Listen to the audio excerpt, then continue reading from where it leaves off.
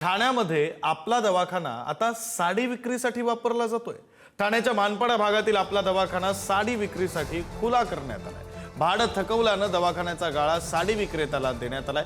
एकेकाळी जनतेच्या आरोग्य सेवेसाठी सुरू करण्यात आलेला आपला दवाखाना आता ठाण्यामध्ये साड्यांच्या विक्रीसाठी खुला झालाय।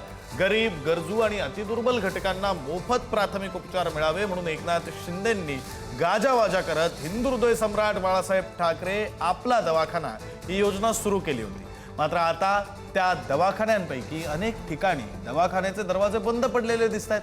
त्यातलं एक केंद्र हे ठाण्यातल्या मानपाडा या भागात आपला दवाखाना नसून साड्यांचं दुकान बनलंय।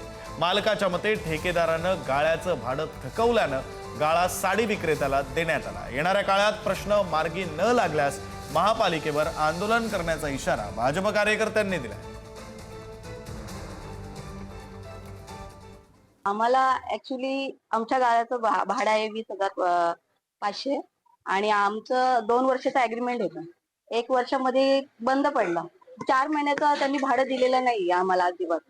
तर आम्ही खूप वेळा त्यांना सांगितलं पण त्यांनी आम्हाला पैसे रिटर्न दिलेले नाहीयेत। मला शिंदे साहेबांना एकच सांगायचं की जे आमचे पैसे राहिलेत ना बाकी ते आम्हाला परत मिळाले पाहिजेत आणि इथे कामगार होते त्यांचे पण पैसे त्यांना मिळाले पाहिजेत। ह्याच्यासाठी तुम्ही काहीतरी करावं असं मला वाटतं। या सगळ्या परिचारिकांनी निवेदन दिलं।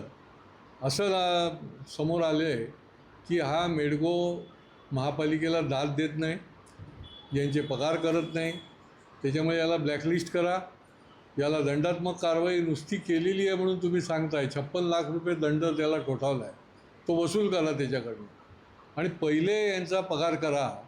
अशा प्रकारचे यंत्रणा नको आहेत आणि त्याच्यामुळे महापालिकेने याची त्वरित दखल घ्यावी।